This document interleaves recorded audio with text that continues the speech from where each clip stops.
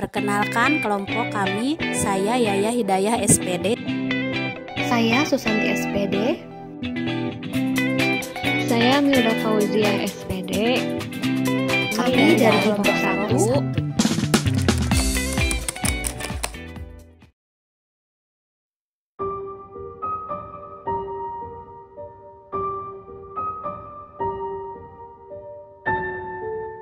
Pandemi COVID-19 saat ini sudah berlangsung selama hampir 2 tahun.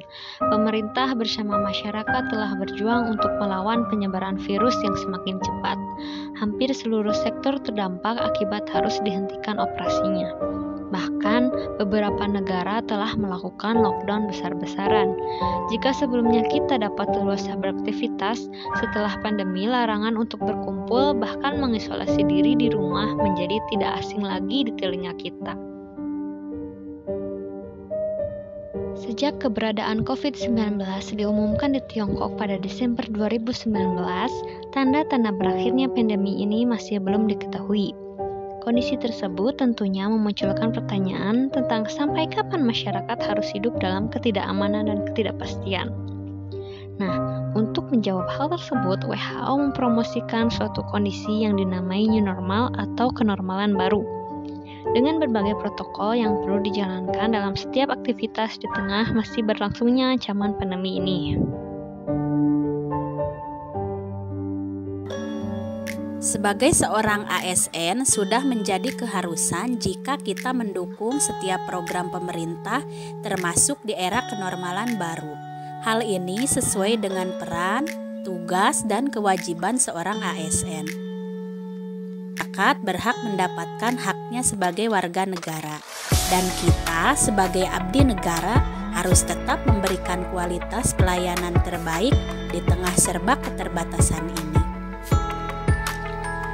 Berdasarkan Surat Edaran Menpan RB nomor 58 tahun 2020, ada 3 hal yang menjadi ketentuan dalam pelaksanaan kerja seorang PNS. Pertama, terkait dengan sistem kerja. Kedua, terkait dengan dukungan sumber daya manusia. Dan ketiga, terkait dengan dukungan infrastruktur. Pemerintah menerapkan skema new normal bagi aparatur sipil negara mulai dari tanggal 5 Juni tahun 2020. Sistem kerja PNS di era new normal yaitu durasi 8 jam kerja, mulai pukul 8 waktu Indonesia Barat sampai pukul 17 waktu Indonesia Barat.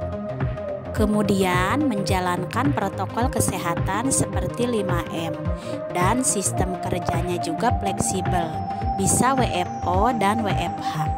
WFO harus menerapkan protokol kesehatan yang ketat seperti memakai masker, mencuci tangan, menjaga jarak, dan menghindari kerumunan serta membatasi mobilitas. Jika WFH menerapkan perintah stay at home dan memanfaatkan teknologi dengan sistem daring. Yang kedua, dukungan sumber daya manusia aparatur sipil negara.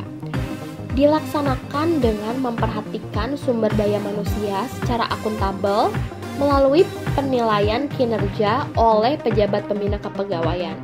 Pejabat yang dimaksud di sini adalah pejabat yang memiliki kewenangan menetapkan pengangkatan, pemindahan, dan pemberhentian pegawai aparatur sipil negara dan pembinaan aparatur sipil negara di instansi pemerintah sesuai ketentuan perundang-undangan.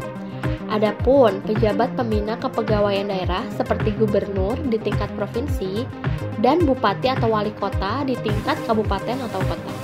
Selanjutnya, pemantauan atau pengawasan oleh pimpinan di unit kerja.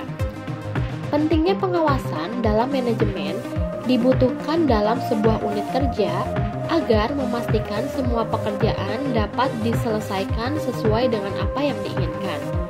Manajemen pengawasan untuk aparatur sipil negara diatur dalam Pasal 15 Undang-Undang Nomor 5 Tahun 2014 dan Pasal 51 Peraturan Pemerintah Nomor 11 Tahun 2017 menjelaskan bahwa yang mempunyai tugas dan tanggung jawab terhadap pengawasan pegawai adalah jabatan pengawas sebagaimana bertanggung jawab mengawasi pelaksanaan kegiatan yang dilakukan oleh pegawai yang meliputi pelayanan publik, administrasi pemerintahan, dan pembangunan.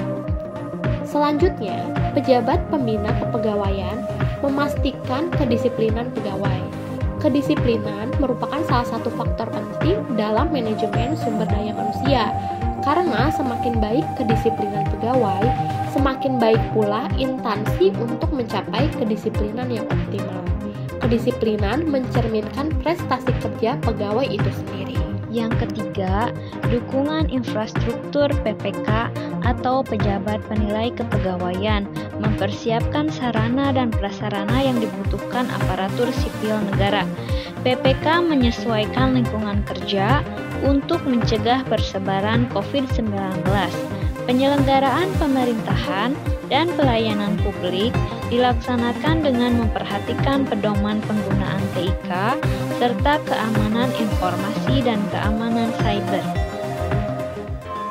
Apa yang telah dipaparkan semoga mengingatkan kita kembali bahwa adanya pandemi COVID-19 bukanlah menjadi suatu hambatan dalam bekerja. Jadikanlah pandemi COVID-19 ini sebagai suatu peluang dan tantangan untuk tetap berinovasi dan memberikan layanan yang baik kepada masyarakat.